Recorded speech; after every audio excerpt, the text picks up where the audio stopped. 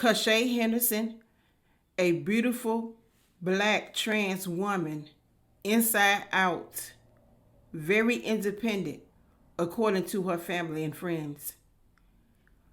But what Cashay did not know that lying and hiding your true identity will put you in a cold-blooded situation.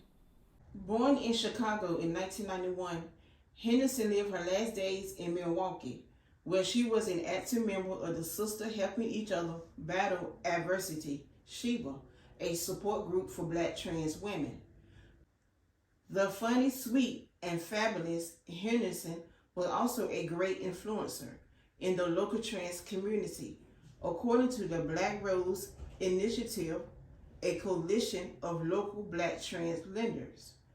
Cordell Howze, 33, was accused of killing Milwaukee transgender woman Cashay Henderson. Howze faces 1 count of first-degree reckless homicide, use of dangerous weapon, 1 count of possession of firearm by a felon. Firefighters found Henderson, 31, inside her apartment near 29th and Villard on February 26 with a gunshot wound while they were responding to a fire. Story tonight at 5, a 33-year-old man is charged with the murder of a Milwaukee transgender woman. Fox 6's Angelica Sanchez shows us the new wrinkle in the next step. Angie? Yeah, guys, 33-year-old Cordell Howze has been ordered to undergo a competency exam after he refused to speak to a public defender during his initial appearance. Friends of the victim I spoke with say that they're finding themselves with more questions than answers.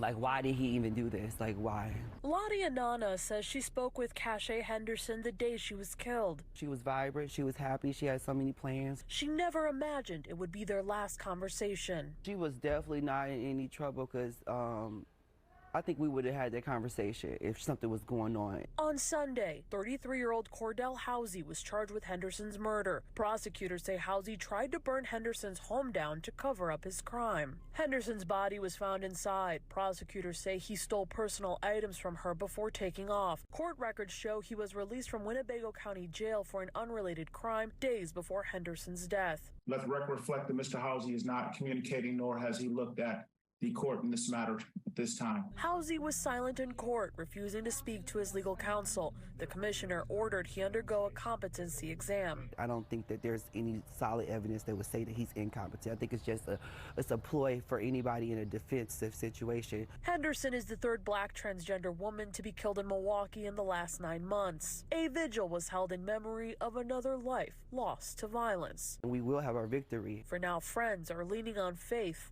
in the hopes justice will soon be served. We just have to be patient and be willing to allow the system to work itself. An autopsy revealed Henderson was shot twice. Her death was ruled a homicide. A neighbor told investigator Henderson's car wasn't in the parking lot late on the night before she was found dead, but it was there the next morning. Surveillance showed Henderson's car pulled up at home around 3:45 a.m. There were at least 2 people in the car. After waking up the next morning, the neighbor said she smelled smoke, and her friend who stayed over that night asked if she had heard a gunshot in the middle of the night. As the building got more smoke, the neighbor said she went over to Henderson's apartment, but there was no response at the door. Then they went outside and called 911. According to the complaint, surveillance from the night showed a man wearing a black vest with a hood over a gray sweatshirt, light sweatpants, and a dark stripe from the waist to the knee. A fingerprint was recovered from Henderson's car parked in the parking lot, and the prosecutors say it was Howze. According to the prosecutors, an acquaintance of Howze said that Howze asked him to drive from Neenah to Milwaukee. This person described what Howze was wearing, and the description matched that of the man later seen in the surveillance walking around near Henderson's apartment. The friend said that he drove Howze from Neenah to Milwaukee, dropped him off, and then went back home. On February 27th, the day after Henderson was found dead. The friend told investigators Howze showed up at his home with a firearm that had a laser beam. He said Howze pointed the weapon at his wife's head, describing Howze was acting strange with a blank stare on his face. He said Howze showed him a video that appeared to show a dead woman with blood on her head. Also in the video was an aquarium with a snake in it, consistent with the snake found dead in Henderson's apartment after the fire. According to the criminal complaint, Howze told his friend, "I caught the body of a disgusting trans." His friend knew this meant Howze had killed a transgender person. Afterward, Howze said he put his phone on airplane mode so the police couldn't track him. He told his friend he wanted to kill several other people. His friends told him to leave because he would point the gun at people. Howze's mother told investigators that after the murder, Howze gave her a Gucci purse and a Rolex watch, items that belonged to Henderson. At Howze's grandmother's house, prosecutors say that there were 3 pieces of mail belonging to Henderson, consistent with evidence that Howze went to her house, killed her, attempted to burn the house, and stole her purse, watch, and mail.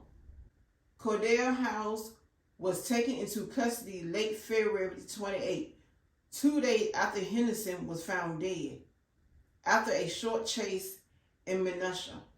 Also, he got arrested in January, and he was released from Winnebago County Jail on February 24. 2 days later, Henderson was killed. Henderson was the 3rd black trans woman killed in Milwaukee over the last 9 months. All I have to say about this story is live in your truth. Be your authentic self. If you are a man and you like men, let that person know. Don't hide anything. Because you have to be real with yourself before you can be real with anyone else. If you are a woman and you like women, say that. Be real with yourself. Because lying or being deceitful, being dishonest, will get you in a bad situation. We don't know the reason why, but we can all just guess. My thoughts and prayer goes out to the family. Please leave your thoughts and opinion down in the comment section. I would love to hear it. Thank you.